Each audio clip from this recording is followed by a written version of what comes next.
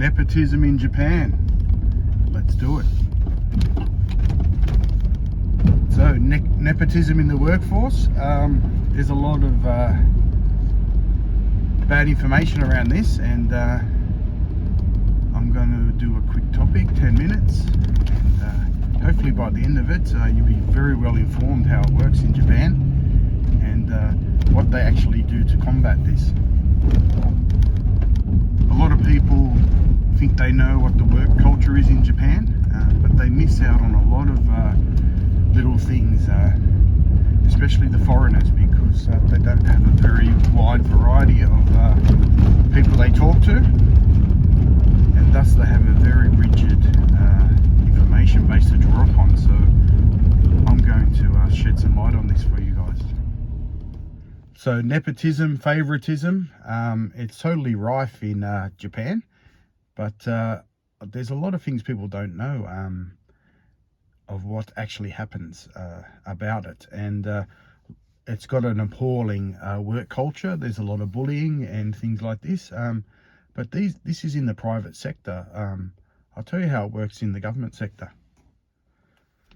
So as many of you know, I do conversational English classes, and I limit this, and actually have a couple of doctors that I've been teaching for quite a while, and they deal with a lot of foreigners, so they need to have a decent level of English, and they're in the field of orthopedic surgery. So a lot of the foreigners that break their legs and whatever in the snowfields, they end up dealing with a lot of foreigners. So having a command of English is something that they need to have. So what I've noticed, these people have been coming for quite a while now, and they move around. They rent a place somewhere, they work at such and such a hospital, and then 6 months later they're working at a different hospital. They have to pack up all their stuff, find another house, and so on. And actually yesterday I was having a class with one of them, and I was informed that they have to do this again. And I asked the question, and the way I do my English classes is it's basically a discussion. I have a different method how I teach English. And I said, is this because of nepotism that you have to always move around? And I was told that is exactly the reason. So in government jobs, so let's say you become the top surgeon at a hospital, you can become quite tyrannical if that's where you're always going to work. And as people know, this sort of tyranny that happens in the workplace, there's a historical basis for this, and I'll talk about this at the end of the video, which is very, very interesting. But they want to stop this sort of nepotism happening. So you don't want to be the head surgeon at a hospital, and the next minute your son or daughter is the next head surgeon. So you could have a really stupid son or something like that, and you don't want them coming up and being the next head of the hospital, do you? So they have a system in place in Japan, and foreigners don't know this within the government and government jobs to stop this happening. And I've noticed this also in the teaching profession. Teachers often move around. The teacher whose students actually wrote the theme song for my channel, she's moved three times in the 5 years I've been. So she's done 2 years here locally, and 2 years somewhere else, and I've just been told that she's moved somewhere else, and she's been there for the last year. So they move the teachers around as well, just so it doesn't become sort of like a tyranny.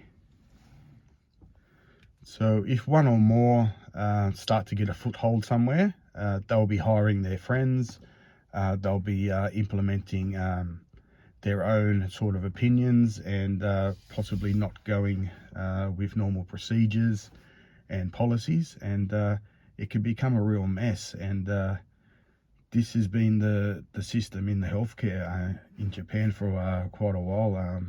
I've been speaking with her about it, and it's to combat this. And there's a lot of this bullying and carrying on that happens in the private sector, and this can't be helped because you have private ownership. But in the government sector, this is how they deal with the nepotism, and this is where a lot of foreigners get this wrong. they work for private companies when they become English teachers here, and they get bullied, they get underpaid. A lot of things happen when you're an English teacher and you're just sort of working for a company or a dispatch company, and they can't differentiate between the two cultures. They're totally different. In the government sector, they're very, very aware of this, and they've got these measures in place where they're just moving people around all the time so they don't have this issue.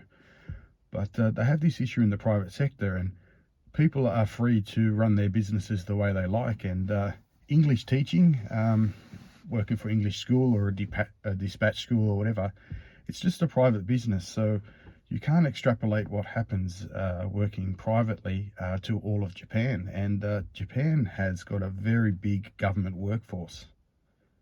And they're aware of these nepotistic issues, and they've got strong policies in place to stop bad things happening. So this whole workforce culture where it's very nepotistic, especially in the private sector, and it probably was happening in the government sector too, and that's why they've had to sort of revert to these measures. But this stems back from after World War II, and Japan was devastated, and the American occupation forces were here, and they had to get everybody working again. So everybody was working for pretty much 5 different zaibatsu companies, and they wanted to split these up, and they split them up, and they diversified the economy. They wanted to build up manufacturing, so they needed leaders, and the only people that were here to sort of get this going was the American military under MacArthur. And if you have a look at what human resources he had available here in Japan, anyone with any experience dealing with people or managing people, they were all military men. So the American forces knew that they had to get people working, or there'd be all sorts of social issues and unrest and things like this, so it had to be done fast. So they selected people that were in the military that had leadership experience and knowing how to run things, and they were given the task of building up a factory. So they might say, okay, well, we're going to build up the automotive industry, we're going to build up this industry, we're going to build up this industry.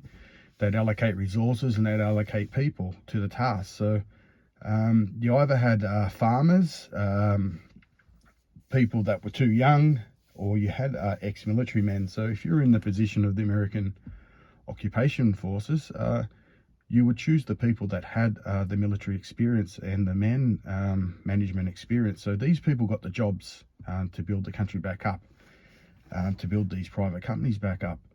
And they brought the military culture with them, and that's all they knew. So what used to happen is everybody would turn up for work, everyone would line up, and they would brief them, line them up like they're the army, and brief all the staff. They'd run the Japanese flag up the pole, they'd sing the Japanese national anthem, and they'd go to work. And they wanted to combat sort of this radicalization. So they outlawed the national song and the national flag, and the companies didn't change the culture. All they did was change the song. So instead of singing the national anthem, they sang the company song, and they still had the briefings before work and the briefings afterwards, and it was very structured, just like the military. And that's how all private companies operate here.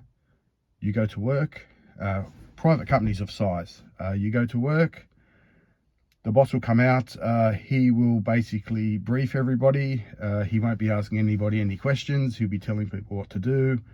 They'll say yes sir, no sir, and then they'll go to work. So this private sector work culture is actually the military culture way back then, and this is the history of it. So the people that initially got assigned the jobs to run the places, they hired their friends, people that were in their units or something in the military, people they could trust, or they thought they could trust, who they knew. And this nepotistic system just kept on going. So they'd hire their friends who they were doing service with. then they would hire their sons, and so on and so on. And this is how Japan became very nepotistic. And anyone that's worked in the private sector in Japan knows this. It's very nepotistic, and there's nothing the government can do because it's private enterprise. So you have two contrasting cultures. You've got the government workforce, where they're trying to combat this nepotism, and then you've got the private workforce, where they really can't intervene at all. So when people sort of talk about Japanese work culture and nepotism and things like this, like it's one whole thing, it's actually two different things. And that's why I think you should never work for the private sector here. So I'll take to the road now. Sorry about the road noise, but my friend will be up in less than a month. He's going to fix it all for me. So anyway, this is a reason why a lot of Japanese like government jobs. So people go to school, they go to university, and their first choice is a government job because they know that the culture is so much better. They know that their bosses will rotate. If they join the fire brigade, for example, a lot of the command gets moved around, so people will go from one command to the other. So this stops the rot, so to speak, and I'm not sure to the extent that it happens like in Australia or America, but I don't think they have this sort of system. And I sort of worked in a big government place, and I could notice the rot, and they would put systems in place like anti-bullying and things like this, but most of the time they were run by the biggest bullies anyway. The HR departments of Western companies and governments are normally the people that run them are the biggest bullies. So I don't think that the culture is that much better actually in the West. You know, with this whole bullying thing and whistleblowing, a lot of the HR sort of looking after themselves. They're not looking after people at all. And I've noticed this, that the participation rates for big companies are going down. They're not as popular as they were before. A lot of the younger generation have cottoned on that it's not all that it's not all that they thought it would be, and a lot of people are branching out and doing their own thing, and they're sick of working for big companies. And this is pretty much the situation here. It's been the situation here for a long time. The Japanese know this, and they like their government jobs, and if they can't get the government jobs, they'll go work for a big company, so that they'll tough it out and suffer basically. But there is a little bit more of a movement here for people to work for themselves, but it's not to the extent as it is in the West. So if you do come to Japan, try and work for yourself. This is why a lot of the information on my channel and over at Patreon is how to live here and work for yourself, because you're just going to be so much happier. Instead of just doing what so many people do, they get online, they go and get a job at one of these private English companies, and they get paid by the hour, or they get a 1-year contract, and then they go and buy a place, an empty place next to where their work is, and hope that they can keep their job while they're here and maybe get permanent residence, which is just such a high risk thing. And to live like this is pretty bad, because you can get a call from your company tomorrow saying that they don't need your services anymore, and you've just upped sticks from your country. You put all your time and money into buying a house here next to your work, hoping that it will work out for you, and all of a sudden it doesn't, and you can't find a job. And foreigners do this, and I've seen foreigners who even start up YouTube channels that do this and make it out like you know, their life's so good here, but actually they're in peril. They just don't realise it. There's the new visas coming up. It's already been announced on the 1st of January, making it nationwide in Japan, where you can start your business. And this is where I think a lot of people should spend their energy and their time coming up with their own plans, and not doing what everybody else used to do, because that's all finished now. The future in Japan is small business.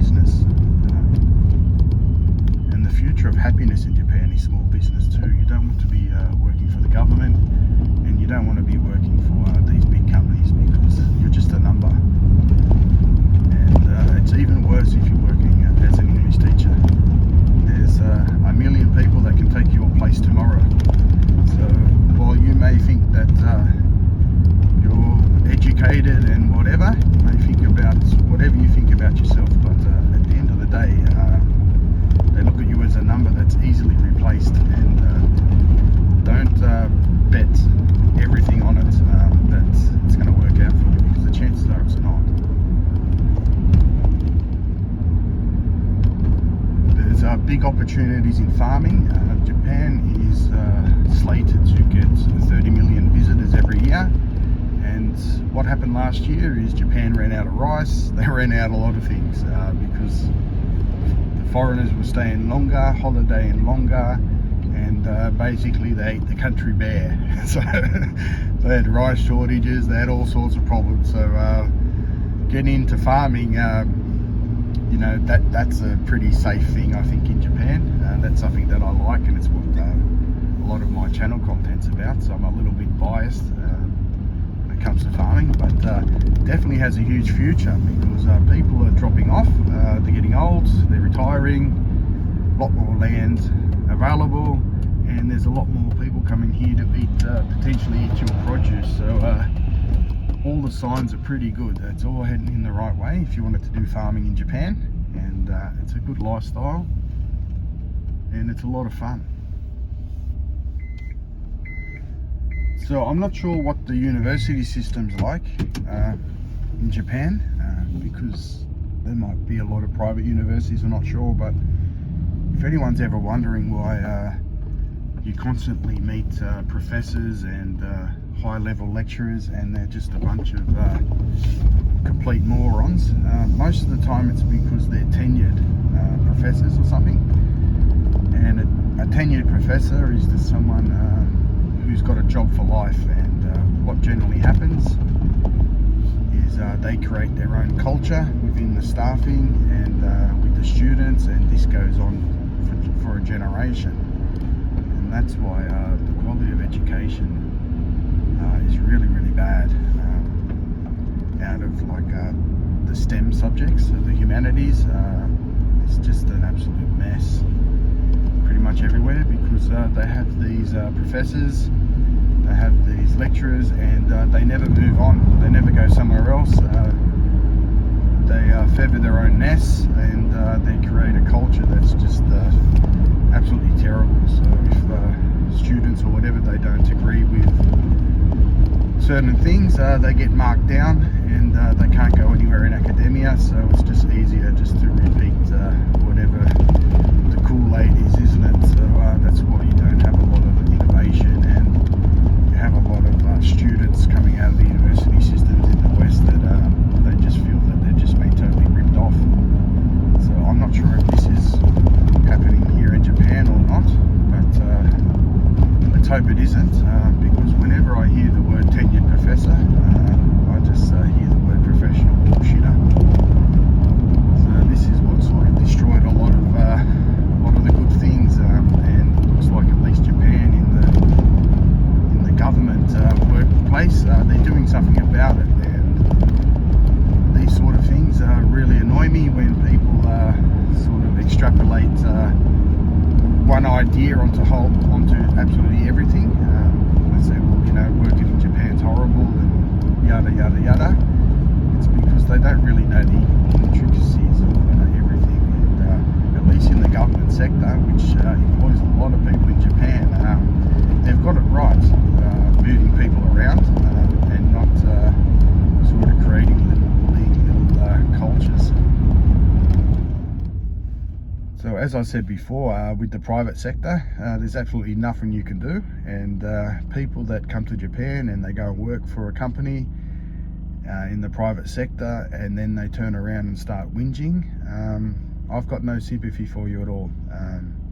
These people know what the culture is, they know how it works, they think they can change things, and they just don't know what they're up against, and they think that their ideas are going to matter, and they don't.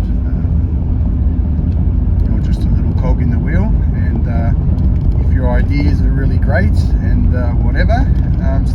business. Back yourself. Don't rely on others to sort of fulfill your dreams. Opportunities are here. Start your own business. If you have the knowledge and everything, there's no reason you can't be successful. But if you're going to go and work for somebody else, thinking you have the superior skills and knowledge, maybe you don't back yourself. Maybe you really don't think that you can do it. And the opportunity is here to apply what you've learnt in business or whatever. And there's no reason you can't succeed because the government's going to be behind you. They want foreigners to come that have a bit of entrepreneurial verve, and they've realised that they need to reinvigorate a few things, and they have good data coming out that there's going to be a lot of growth, especially in tourism and a few other industries. They've already let this be known. So if you have the skills and you have the drive and it's what you want to do, go for it. Get as much information as you can, save your money, and hopefully you can come to Japan and not only just live here, but live here and be happy. There's a lot of people that live in Japan and they're just not happy. They're just going through the motions, going to work and whatever. They hate their job. They hate pretty much everything about their job. Your job is a third of your life. You spend sort of a third sleeping, and a third at work, and a third doing whatever you want to do. And if you don't like your job, that's 1/3 of your life gone, and the other third sleeping. So there's not much chance to have a good life here, is it? If you've only got a third of your life to do it. So don't come here and work in the private sector. It's not going to work out. It rarely works out. So don't want to be a downer, but this is the reality of it. And as I said before, I don't have sympathy for foreigners that come and do it and then complain. I really don't, because this is well known, the work culture here in Japan, in the private sector. And if you go and do it and you find out you don't like it, don't start complaining to people, because it's just going to annoy people. And complaining to other people at your workplace, they're in the same predicament you are, and you're just going to make enemies, not friends. People aren't going to like you. So if you do come over and do go work for somebody else, you find out you don't like it, which is most likely, you just have to suck it up and don't put your whining and whatever onto other people, and at least that might mitigate some of the bad things here. But anyway, that's my video on nepotism, and as always, hope you like the video.